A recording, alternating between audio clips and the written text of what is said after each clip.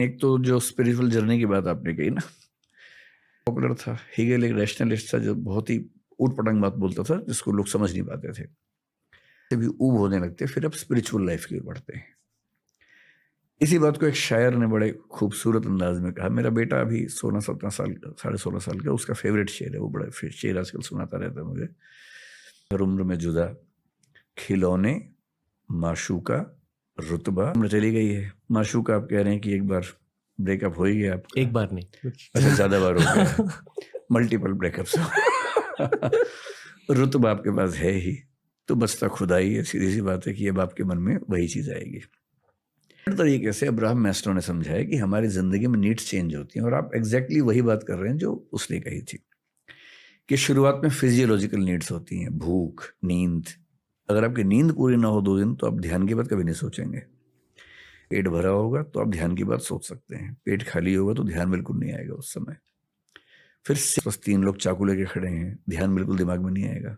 पहले सेफ्टी चाहिए, तो फिजियोलॉजिकल पूरा हो जाए, सेफ्टी पूरी हो जाए, फिर प्रेम चाहिए जीवन में। प्रेम नॉट एग्जैक्टली कि अपोजिट सेक्स वाला प्रेम ही चाहिए, पेरेंट्स का भी हो सकता है, दोस्तों का भी हो सकता है, उसकी भी नीड रहती है। इसलिए आप देखेंगे लोग अपने 20 से 30 की उम्र में करियर ओरिएंटेड इतने ज्यादा होते हैं कि दोस्तों को भूल जाते हैं, क्योंकि उस सेफ्टी की नीड पे फोकस होते हैं, और सेफ होते ही दोस्तों को याद करते हैं वापस कि यार कहाँ हो, फिर बैठते हैं, क्योंकि अब उनको प्रेम चाहिए, मित्रता चाहिए, सेफ्टी भी है, पेट भरा हुआ। तो जो नीड पैदा होती है उसको सेल्फ एक्चुअलाइजेशन बोलते हैं, जिसको गीता की भाषा में कहते स्वधर्म। सोशल टच इसमें आता है।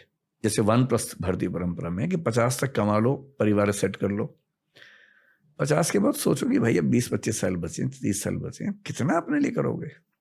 जिस समाज से लिए उसको लौटाओ। 1+ का मतलब है परिवार में रहते हुए तटस्थ होने की प्रक्रिया, डिटैच होने की प्रक्रिया, कि मैं हूं संसार में, परिवार में हूं, रिश्ते निभाऊंगा, लेकिन अब मेरा ज्यादा ऊर्जा और समय समाज को खर्च होगा, समाज के लिए खर्च होगा। क्या बोल रहा है? Self actualisation. वो नेसेसरली समाज नहीं है। कोई अगर पेंटिंग करने का बहुत शौक लेके पैदा हुआ, वो पेंटिंग करे, इस बात से मुक्त हो गए कि पैसा आएगा या नहीं। 3 इडियट्स फिल्म में जो थीम थी कि भाई अपना हुनर है ना, उसके पीछे दौड़, सफलता आ जाएगी अपने आप। संगीत की साधना करो, एकेडमिक्स में जाना, पढ़ो, नॉवल लिखो, डायरी लिखो, कुछ करो। अब्राहम मैस्लो ने बाद में फिर से रिवाइज किया अपने सिस्टम को और कहा कि एक और नीड है, किसी किसी को छठी नीड होती है, जो आपके साथ हो रहा है, वो है सेल्फ ट्रांसेंडेंस। सेल्फ ट्रांसेंडेंस का मतलब है अपने आप से मुक्त होना। और अध्यात्म का बहुत ध्यान रखना है। स्पिरिचुअलिज्म और अध्यात्म एक बात नहीं है। बहुत स्पिरिचुअलिज्म शब्द वेस्ट का है, स्पिरिट से आ रहा है, और स्पिरिट क्या है? क्रिश्चियनिटी में ट्रिनिटी है, God the Father, God the Son and the Spirit, Holy Spirit. God the Father God है, गॉड द सन जीसस है, और होली स्पिरिट वो चेतना है जैसी चेतना हर ह्यूमन बीइंग को लेके आनी है। स्पिरिचुअलिज्म का बेसिक मतलब है अपने स्पिरिट को होली स्पिरिट से कनेक्ट करना। So that is basically religious belief in Christianity. सोचूंगा, समाज के बारे में सोचूंगा, देश के बारे में सोचूंगा, that is as good as अध्यात्म। लेकिन उसी में अगला स्तर आता है कि मैं इस पूरी प्रकृति के साथ एक क्यों ना हो जाऊं, और पूरी प्रकृति ही क्यों, उसके बियॉन्ड भी एक क्यों ना हो जाऊं। इसलिए आप देखेंगे जो दुनिया भर के स्पिरिचुअल लोग हैं ना, जो मिस्टिक्स हैं, मिस्टिसिज्म में रहते हैं, उनमें से कुछ को कबीर क्या बोल रहे हैं? लाली मेरे लाल की जिद देखूं तित लाल, लाली देखन मैं चली मैं भी हो गई लाल। दुनिया के कण कण में लालिमा दिख रही है ईश्वर की। तो इंट्रोवर्टिव एक्सट्रोवर्टिव आप किस मिस्टिसिज्म में जाएंगे, संयोग की बात है, लेकिन एक लेवल के बाद जो लोग ईश्वर को मानते हैं गहराई से, होती है कि अब मैं उसके साथ कनेक्ट कैसे हूं। This is a kind of spiritualism जो आप शिद्दत से महसूस करते हैं। वैसा फील नहीं कर पाता हूं, मेरे अंदर ऐसी फीलिंग बहुत ज्यादा है। मैं एग्नोस्टिक हूं, मैं ये मानता हूं कि ये दुनिया गॉड ने बनाई है, ऐसा हो भी सकता है, नहीं भी हो सकता है। ये भी हो सकता है कि अपने आप बनी हो, एवोल्यूशन के प्रोसेस में बनी हो। मुझे ये जरूर लगता है कि ज्यादा चांसेस हैं कि कोई ना कोई फोर्स है इस सब के पीछे। पैदा हुए जनरली आप देखेंगे 6th सेंचुरी BC में लगभग अधिकांश धर्म पैदा हुए। चाहे हम जैनिज्म है पुराना, लेकिन महावीर उस समय पैदा हुए। कन्फ्यूशनिज्म 6th सेंचुरी BC में हुआ। ताओइज्म उसी समय का चाइना में। क्रिश्चियनिटी लगभग उसके 600 साल बाद हुई। जुडाइज्म थोड़ा सा पहले से है, 6th सेंचुरी BC के आसपास कुछ कुछ दिख रहा है उसमें। Islam as an organise religion काफ़ी देर में हुआ, हालांकि वो मानते हैं कि एडम के समय से उनका धर्म चलता है। ह्यूमन बीइंग का जो कॉग्निटिव डेवलपमेंट है, जब हम पहली बार सोचने लगे, हम तो मतलब कई अरब साल का प्रोसेस है एवोल्यूशन का, के आसपास का प्रोसेस है।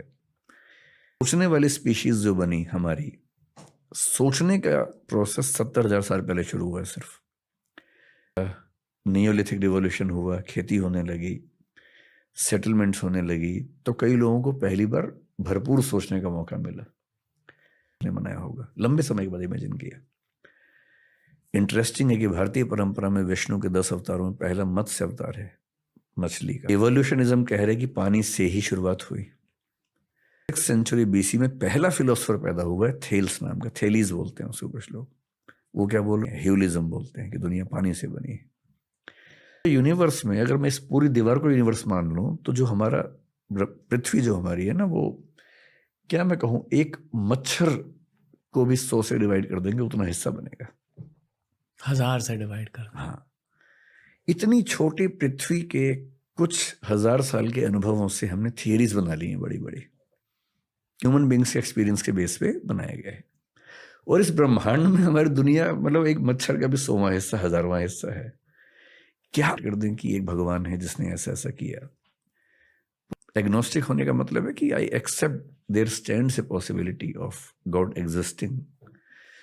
पर हमारे दुनिया के धर्मों में, दर्शनों में गॉड की जो व्याख्या है बहुत ही बेसिक लेवल की है। पृथ्वी को केंद्र में रख के व्याख्याएं की गई हैं, अपने देश को ध्यान में रख के, अपने समाज को ध्यान में रख के बनाई गई व्याख्याएं। मेरे ख्याल से अल्टीमेट रियलिटी जब भी हमारे सामने आएगी, मतलब हमारी जिंदगी में तो शायद नहीं आएगी, शायद 10-20 हज़ार साल तक भी ना आए, शायद 1 लाख साल के बाद सामने आए। क्वेश्चन का आंसर मेरे पास नहीं है, और मेरा आंसर यही है कि मुझे भी नहीं पता कि हम यहाँ क्यों हैं। तो let us celebrate and enjoy that we do not know कि हम यहाँ क्यों हैं। इसी सवाल को लेकर मैंने अध्यात्म की पढ़ाई की है। नहीं, वो ठीक है, ये बेसिक सवाल है कि हम यहाँ क्यों हैं, पर इसमें एक प्रेमाइस है कि आप ये मान के चल रहे हैं कि दुनिया में हर चीज किसी कारण से ही होती है। तो क्यों माने? क्योंकि कॉज इफेक्ट रिलेशनशिप, कारणता संबंध की हर चीज कारण से ही होती है, ये अपने आप में इंडक्टिव है। इंडक्टिव का मतलब है एक्सपीरियंस के बेस पे हमने निकाल लिया है। ऐसा कोई प्रूफ नहीं है कि हम ऑन्टोलॉजिकल लेवल पर, मेटाफिजिकल लेवल पर ये साबित कर सकें कि कॉजेशन या हर चीज बियॉन्ड भी अप्लाई होने वाला है। ऐसा कोई गारंटी नहीं है। क्वांटम फिजिक्स में आजकल हम देखते हैं कि कुछ चीजें हैं जहां कॉजेशन का प्रिंसिपल हिल रहा है।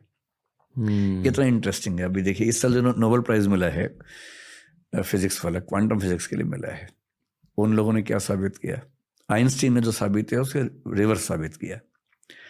प्रकाश हम देखते हैं वो सिर्फ वेव नहीं है, it can also be particle, जिसको उन्होंने फोटोन कहा।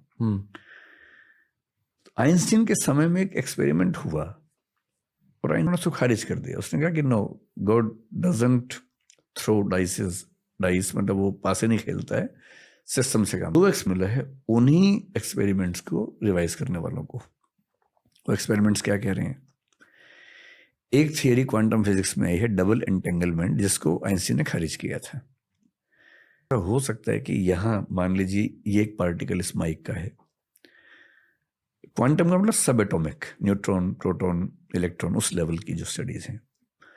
हो सकता है कि ये पार्टिकल एंटेंगल्ड हो किसी और गैलेक्सी के किसी पार्टिकल के साथ, और स्पीड ऑफ लाइट से तेज कुछ नहीं हो सकता, जो कि 3 एक्शन है। तो इसका मतलब है कि लाइट की स्पीड वाली बात खत्म हो गई। मतलब लाइट से भी कुछ या तो ज्यादा तेज है, या उसकी स्पीड हम सोच ही नहीं सकते कितनी तेज है, मन की स्पीड से ज्यादा है। और मन को तो फिजिकल ऑब्जेक्ट नहीं मानते हम उस सेंस में। प्रकाश की किरण है, जब डबल स्लिट एक्सपेरिमेंट यूज किया गया तो देखा गया कि वो एक्सपेरिमेंट किया, डबल स्लिट एक्सपेरिमेंट, बिहेवियर अगर चेंज होता है देखे जाने से, इसका मतलब भौतिक और चेतन, मैटर और कॉन्शियसनेस का जो डाइकोटमी हम मानते हैं कि दोनों अलग अलग हैं, शायद वो भी नहीं है। और अगर परसीवर के देखने से रियलिटी चेंज हो रही है तो शायद शंकराचार्य ठीक कह रहे थे।